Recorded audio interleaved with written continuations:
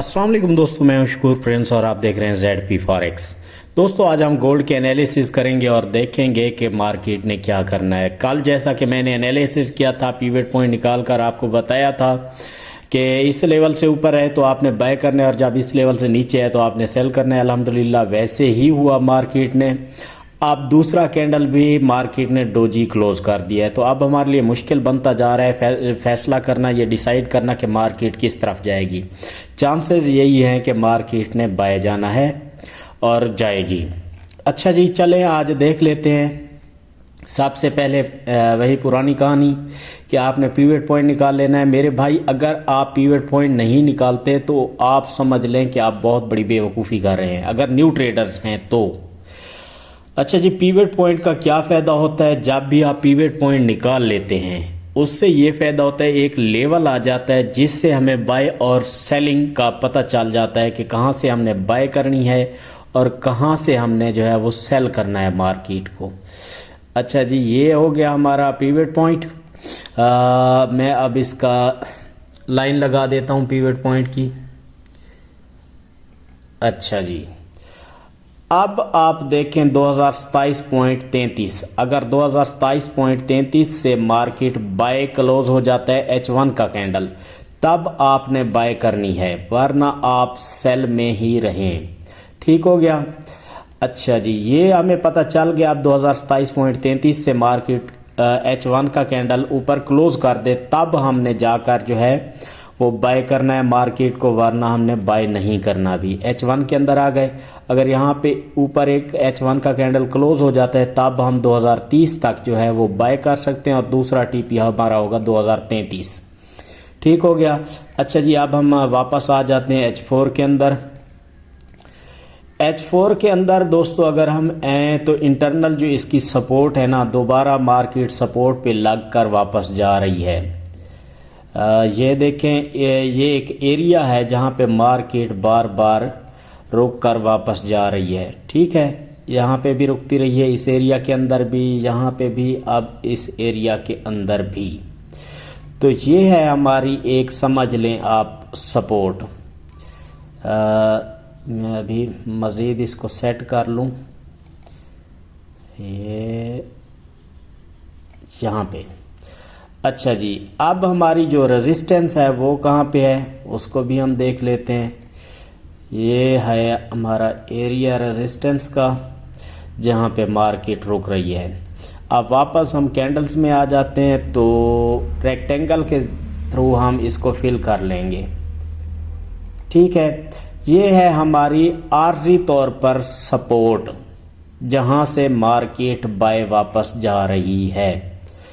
अच्छा जी, अब ये तो आपको पता चल ही गया होगा कि हमारी सपोर्ट है ये, जहाँ से मार्केट बार बार वापस जा रही है।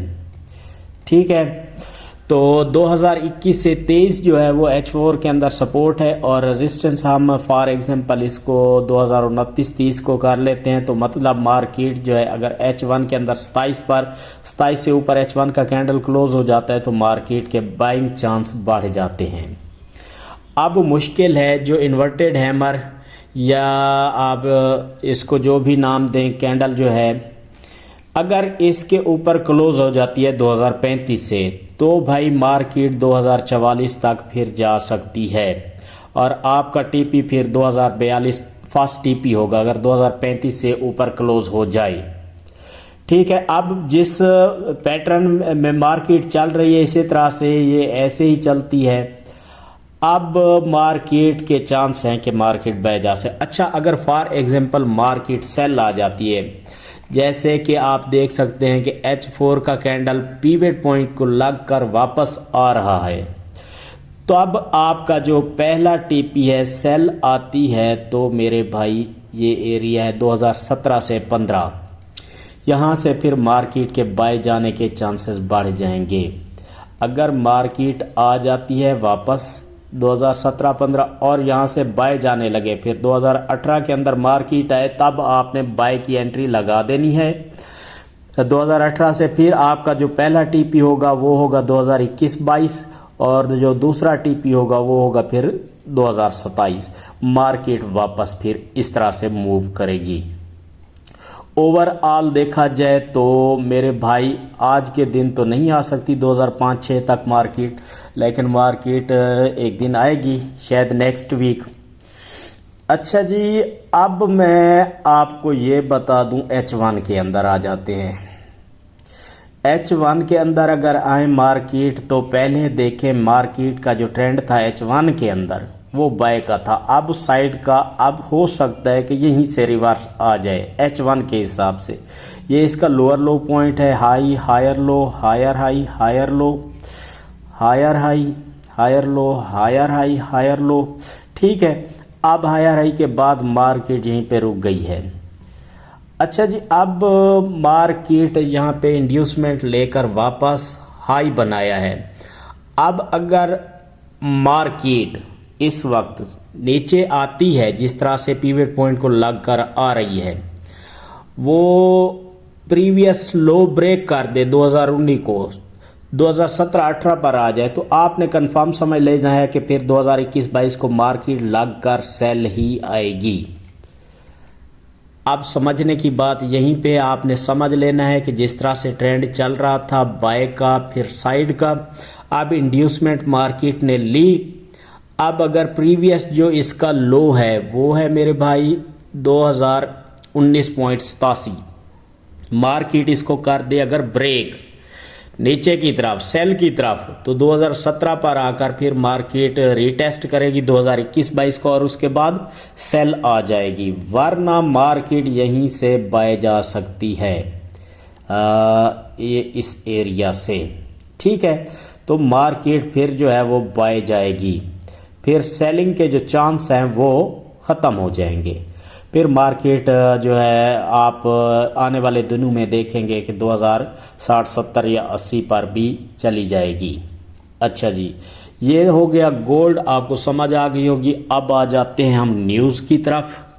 आपने अगर हमारा व्हाट्सएप ग्रुप ज्वाइन नहीं किया तो वो भी कर सकते हैं, जिसके अंदर हम फ्री सिग्नल प्रोवाइड करते हैं। आज 23 तारीख है, 23 फरवरी 2024, फ्राइडे का दिन, लास्ट वर्किंग डे है आज। अच्छा, JPY तो आज बैंक हॉलीडे है। फ्राइडे के अंदर आ जाते हैं तो मेरे भाई USD की न्यूज़ सुबह गुजर चुकी है। अब आज के दिन यूरो की न्यूज़ है, जो कि कोई ख़ास नहीं है। तो आज के दिन और कोई भी न्यूज़ नहीं है जो मार्केट को ज़्यादा मूव दे। ठीक है, तो देख कर ट्रेड करें। अगर कहीं से ट्रेड की समझ ना आए तो आप हमसे डायरेक्टली जो है आप हमें कमेंट करके भी पूछ सकते हैं, और हमें व्हाट्सएप ग्रुप के अंदर ज्वाइन करके भी आप हमसे रब्ता कर सकते हैं। तो इंशाल्लाह हम आपको वो भी समझाएंगे जो आपको समझ नहीं आ रहा। और हम एक नया कोर्स स्टार्ट करने जा रहे हैं जिसमें हम मार्केट जो है आपको बेसिक से सिखाएंगे। सबसे पहले बेसिक सिखाएंगे, फिर एडवांस, फिर प्रो क्लास, और इंशाल्लाह वो इसी चैनल पर होगा। अगर आपने हमारे चैनल को अभी तक सब्सक्राइब नहीं किया तो कर सकते हैं। थैंक यू, अल्लाह हाफिज़।